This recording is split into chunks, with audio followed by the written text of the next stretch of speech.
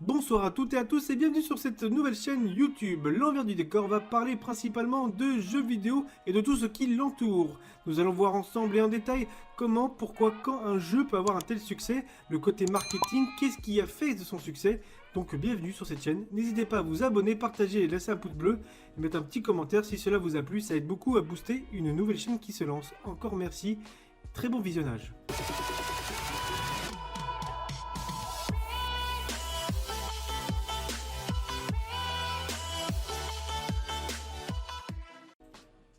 Nous allons donc commencer cette nouvelle chaîne avec un jeu vidéo qui me tient à cœur car j'y joue depuis le début.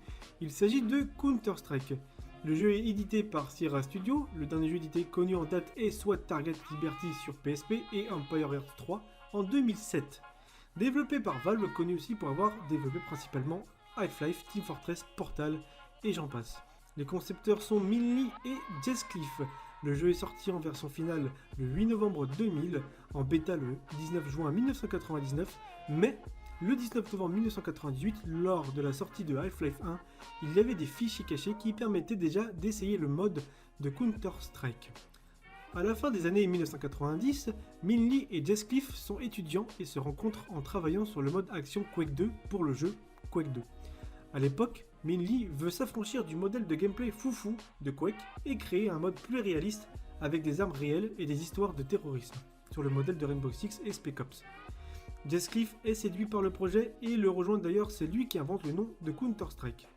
Coup de chance pour un FPS révolutionnaire vient de sortir, Half-Life et son développeur Valve utilisent un moteur de jeu Gold SRC qui est accompagné d'un kit de développement et permet donc de réaliser des modes basés sur Half-Life. Donc vraiment un bon coup de chance. Le jeu de Valve est donc commencé comme un petit mode mais est vite devenu un phénomène mondial. Depuis le temps, il existe plusieurs Counter-Strike différents et nous allons voir ça ensemble. En version officielle, la série a donc commencé par Counter-Strike 1.6 pour le plus connu, mais il a existé bien sûr aussi la version 1.5, 1.0, 1.2. Ensuite, une version Xbox est sortie qui s'appelait Counter-Strike Xbox. Cela a fait un gros flop car le jeu était vraiment pas du tout adapté pour une console de salon. Par la suite, il y a eu Counter-Strike Condition 0 qui était reconnu pour avoir un mode solo, mais la même année, Half-Life 2 est sorti et Counter-Strike Source a vu le jour, avec un nouveau moteur graphique. Le dernier en date est Counter-Strike Global Offensive et il fait partie des Counter-Strike les plus joués au monde depuis toute sa génération. Un Counter-Strike 2.0 aurait dû voir le jour mais a été annulé par Valve par manque d'ambition. En non officiel, nous avons Counter-Strike Neo, qui était fait à la sauce japonaise pour les salles d'arcade nippon uniquement. Counter-Strike Online, édité par Nexon, une société sud-coréenne de développement spécialisée dans les FPS gratuits. Ils ont ensuite sorti Counter-Strike Online 2. Il y a eu Counter-Strike Nexon Zombie, un MMO FPS free-to-play avec plein de zombies à la sauce comme les gens aiment. Et aussi Counter-Strike 2D, un jeu vu du dessus. Depuis son existence, Counter-Strike reste un jeu très populaire, toujours autant joué, à tel point que même depuis 21 ans, il reste l'un des jeux les plus joués au monde avec plus de 1,2 million de joueurs connectés simultanément chaque jour, tout Counter-Strike confondu. Pourquoi un tel succès? Quelle était la potion magique pour rendre un jeu si populaire et fidèle en termes d'audience? Une fois Valve ayant racheté les droits du jeu, cela a permis à Counter-Strike d'avoir une plus grande visibilité marketing. L'innovation y est pour beaucoup, aussi car à l'époque, effectivement, en termes de FPS, le choix était assez short. Nous avions Doom, Quake, GoldenEye 007, Wolfenstein 3D, etc. Qui ne sont pas vraiment des jeux similaires, ce qui a tout de suite séduit les foyers, car une fois le mode solo de Half-Life terminé, les gens se penchaient sur Counter-Strike. C'était une époque où les ménages se procuraient de plus en plus internet dans le foyer, donc ça tombait à pic. Le jeu proposait déjà un mode multijoueur qui d'ailleurs était très critiqué au début car c'était vraiment buggé à mort. Avant, les magasins Score Game proposaient de jouer en LAN directement au milieu de leur surface de vente. C'était fréquent de voir 10 ordinateurs, les gens faisaient la queue pour jouer, cela a permis à la licence d'accroître sa publicité et donc d'augmenter sa notoriété. Sur internet, il est possible de louer un serveur que l'on peut configurer à sa guise pour ensuite recevoir des personnes jouant ensemble et passer du bon temps en FFA, Free for All, traduit en français, libre de tout. Nous allons dire qu'à ce stade de cette période, le jeu avait déjà beaucoup de visibilité partout dans le monde. Bien existant depuis le début des années 90, l'e-sport explosa en 2015, balayant tout sur son passage. Tout le monde se focalisa maintenant sur l'aspect compétition des jeux vidéo.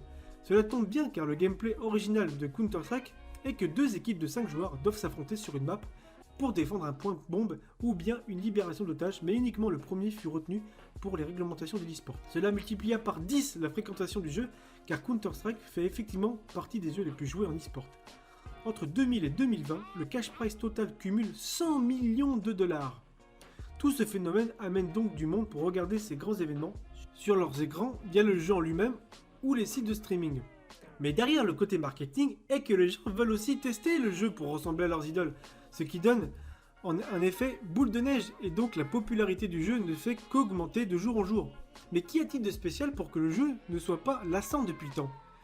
Vouloir être le plus fort fait partie de la recette de la potion magique, car effectivement, derrière ce gameplay simpliste, il y a toute une panoplie de techniques à maîtriser pour être le meilleur, comme par exemple gérer l'argent dans le jeu et choisir les bons équipements. La technique de tir fait partie des performances principales à améliorer, car mettre un one-shot unscope réflexe, ça relève de la chance ou de l'entraînement. Vous devez aussi avoir la connaissance des maps, en partant du plus simple, par exemple connaître par cœur tous les recoins, ou au plus dur connaître les angles parfaits, lancer une fumigène pour gêner l'ennemi. La stratégie en équipe fait partie aussi des points majeurs, car n'oublions pas que c'est un jeu d'équipe. Straté, c'est gagné. Nous allons maintenant voir ensemble quelques chiffres de Counter-Strike.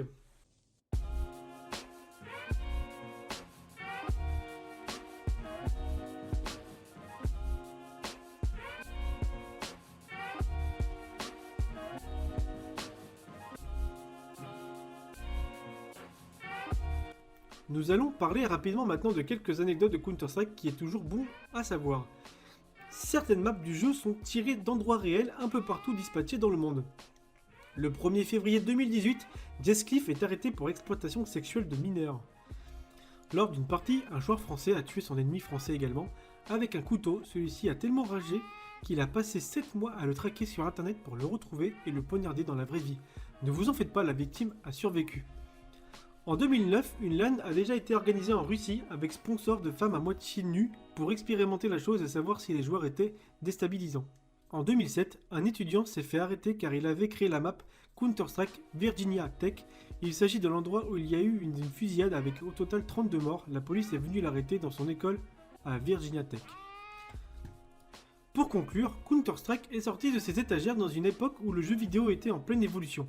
Partant de 2 étudiants à une grosse société comme Valve pour finir sur un mode de jeu du mastodonte Half-Life, Counter-Strike est effectivement bien plus complet que ce que l'on peut penser. Tant de choses à dire à ce sujet, mais le plus gros est dit.